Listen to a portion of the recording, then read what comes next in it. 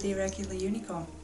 In today's video, I'm going to show you how I created some wall panels for my living room, using some decorative moulding. It's a really effective way of making any plain wall look a little bit more interesting. And so, let's begin. First, you need to measure the total width and height of the area of wall that you're working on. Once you've decided how big you want your panels to be and what size moulding you're going to be using, it does help to do a scale drawing just to check that you're happy with all the proportions. If you are unhappy with anything at this point, you can just make your changes now. Once you're happy, you can start then measuring out and drawing with a pencil onto the wall.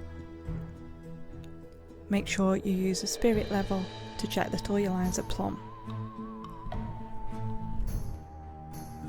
And now you just want to mark out your moulding at the correct measurement.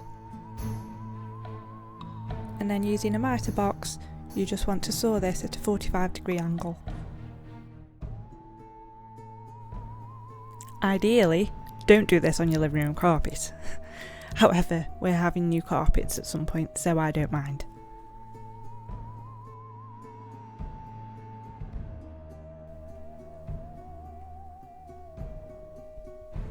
I am using some instant grab adhesive to attach my panels to the wall.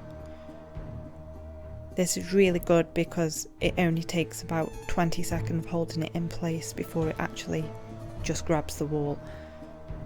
So you just want to line that up with your pencil mark and then use your spirit level again just to double check that everything is level.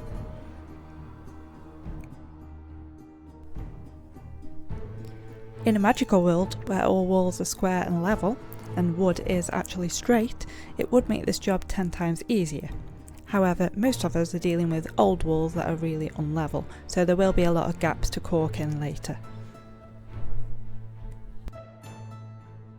And at the top corner I have just put a couple of staples just to hold everything in place while the adhesive sets. I didn't actually get any footage of this next bit, but what I've done to get to this point is corked in all of the gaps, and then once the cork was set, I just primed and undercoated and then painted in a matte black water-based paint.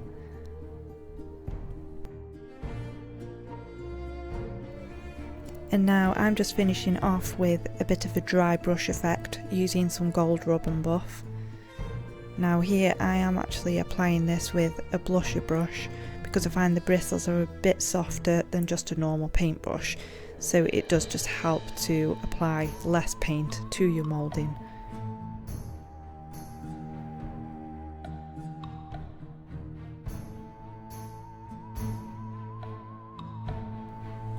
And now, because I want the high spots of my moulding to be a little bit more saturated and dense in colour, I am actually applying some blobs directly onto these high spots.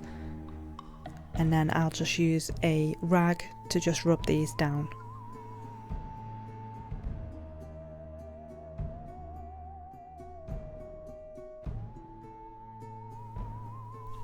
And now just give everything a good polish, and then just rub over the brush marks that you did earlier as well, just to make sure that everything's blended nicely.